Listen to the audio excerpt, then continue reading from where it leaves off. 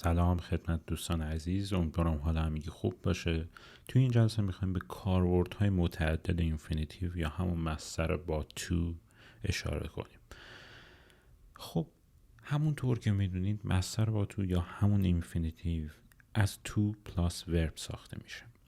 اولین کاربردش تو complete the meaning of verb. برای اینکه معنای فعلمون رو کامل کنیم از اینفینیتیو اومدیم استفاده کردیم. The child started to cry. اینجا اینفینیتیو ما هستش و اینجا هم ورب ما یا همون فعل ما. بچه شروع کرد به گریه کردن. در واقع اومده معنای فعل started رو کامل کرده. خب مورد بعدی تو complete the meaning of adjectives. برای اینکه معنای صفت رو مشخص کنیم در جمله و کامل کنیم معنای صفت رو میتونیم هم از infinitive استفاده کنیم. It is important to study regularly. برای اینکه معنای important رو کامل کنیم از infinitive phrase تو study regularly استفاده کردیم. اینجا همونطور که میبینید adjectives هست و این هم infinitive phraseش. مورد بعدی تو show purpose and reason. He works overtime to earn more money. برای اینکه هدف و دلیل پشت انجام یک کاری رو مشخص کنیم میتونیم از infinitive هم استفاده کنیم. He works overtime to earn more money. اون اضافه کاری میکنه که پول بیشتری در بیاره. در واقع اینجا دلیل یا پرپس همون اضافه کاریش رو میاد توضیح میده. Number 4. After expressions with to. بعد از تو هم معمولا infinitive یا همون مصدر با تو آورده میشه. ببینید تو همونطور که میدونید یه بار معنایی منفی به جمله اضافه میکنه. She may be too tired to go. اون ممکنه خیلی خسته باشه که بره جایی. یعنی در واقع نمیخواد، ممکنه که نتونه حتی بره جایی برای اینکه خیلی خسته است. از اینفینیتیو استفاده کردیم بعد از اصطلاحات با to. خب مورد پنجم to describe skill or ability with how. برای نشون دادن مهارت انجام یک کاری میایم از اینفینیتیو هم استفاده میکنیم. They taught me how to code efficiently. خب اینجا میبینید که how و to code efficiently چگونه به طور کارآمدی کد نویسی کنم رو به من یاد دادن. خب مورد بعدی after expressions with enough.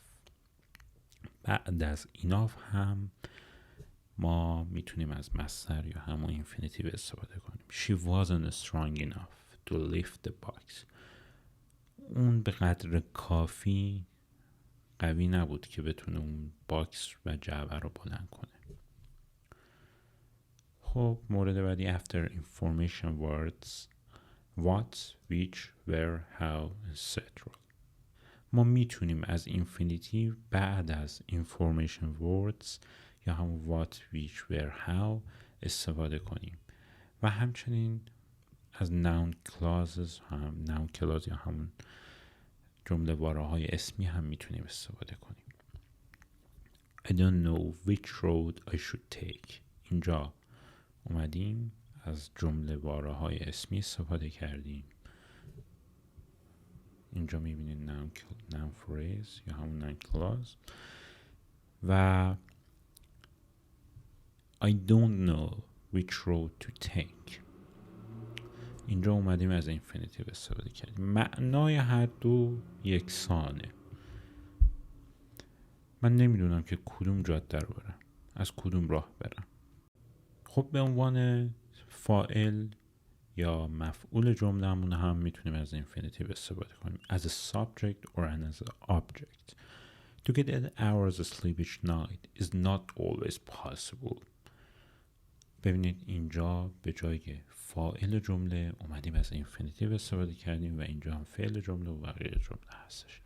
به این نکته هم باید دقت داشته باشین که ببینید وقتی ما از اینفینیتیو فریز به عنوان فاعل استفاده میکنیم باید فعل جملهمون یا فعل بعدش باید مفرد باشه. به این خیلی باید دقت کنیم. To tease animals is cruel. اینجا هم از به عنوان subject استفاده کردیم از infinitive phraseمون یا infinitivemون به طور کلی. خب مورد بعدی not to speak more than one language can be disadvantage. اینجا هم همینطور ببخشید من پاک کردم جمله رو. خب اینجا هم همینطور از infinitive به عنوان subject یا همون فاعل جمله استفاده کردیم. Bob's job is to lock the doors and the windows. اما اینجا از همون اینفینیتیو خودمون به عنوان مفعول جمله یا همون آبجکتمون استفاده کردیم. خب مورد آخر هم in sentences with it as a subject it refers to the infinitive. ببینید گاهی اوقات ما میایم با it جمله رو آغاز میکنیم و بعدش هم ما میبینیم که از اینفینیتیو استفاده میکنیم و این هم آخرین کاربرد اینفینیتیو هستش.